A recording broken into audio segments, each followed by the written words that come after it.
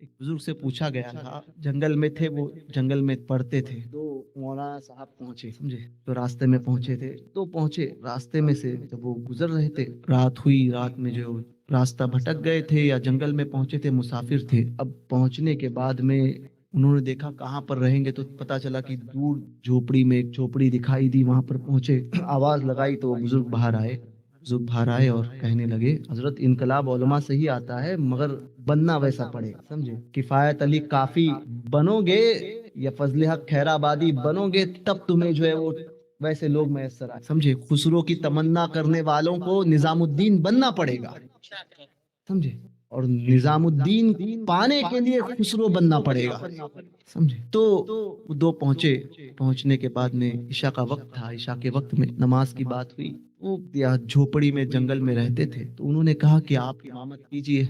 मौलाना ने कहा कि नहीं नहीं, चूंकि मुकीम की इमामत जो है वो अफजल है, लिहाजा आप ही कर लीजिए। कहा नहीं, मैं इस काबिल का नहीं। कहा हम कह रहे हैं नमाज पढ़ाई, तो तजवीद की रियायत में कुछ गलती उनसे हुई, नमाज तो हो गई, सलाम पलटने के बाद में वो दोनों मौलाना साहब पल लपके उन बुजुर्ग पे कि पता नहीं आपको, आपकी तजवीद में ये गलती है, आपने ये क्यों सुधारी नहीं, ऐसा वैसा। उन्होंने कहा कि मैं तो पहले ही कह रहा था कि आप पढ़ाओ। और होते ना कुछ डेढ़ शाने, वो वही हाल हुआ था कि बोले तो पहले ही कह रहा था, लेकिन क्या ऐसा पढ़ा है, सारे मामलात हुए वगैरह। उन्होंने कहा कि ठीक है, मैं, वो बुजुर्ग थे, उन्होंने कहा मैं अपनी इस्लाह करूंगा, इस्लाह करूंगा। मामलात हुए, कुछ कहा नहीं, बल्कि कहा कि आपका बहुत बहुत शुक्रिया कि आपने मेरी जो इस्लाह। लेकिन वो दोनों दोनों ने उन पर इस तरह से बौछार कर दी थी अल्फाज की, वो खामोश रहे। रात हुई, दोनों को सोने के लिए कहा, सोए, हजरत भी वहां पर सोए। अब इतने में जंगल का बादशाह शेर आया, शेर आया, कुठिया में दाखिल हुआ और दोनों मौलाना की तरफ पलटा।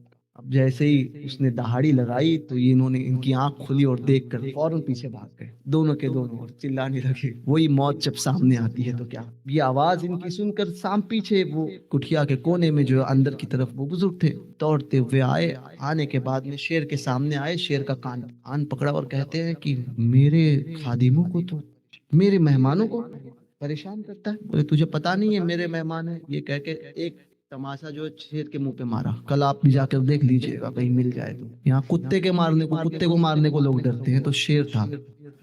रात में कभी आप निकल जाओ तो कुत्ता भौंकने लग जाए तो आदमी कुत्ते से भागता है, ये तो हमारा हाल था। शेर था, शेर को आप लोगों की जबान में चमार, तो थप्पड़ मारा, रसीद किया, कहा चल जा।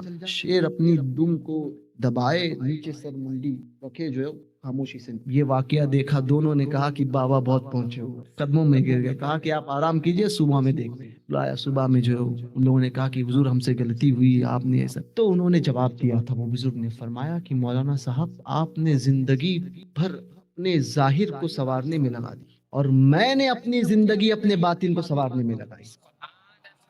इसीलिए आपने जाहिर को संवारा तो शेर आपसे नहीं डरा, और मैंने अपने बातिन को संवारा और शेर मुझसे डर गया। सारे मामलात यहाँ से होते हैं। ये जो है ये साफ होना चाहिए, वरना आपने इल्म हासिल किया, बहुत बड़े बन गए, क्या फायदा उस इल्म का जो इल्म आपकी बख्शिश ना करा सके। क्या फायदा उस इल्म का जो इल्म आपसे बुराई को ना छुड़ा सके।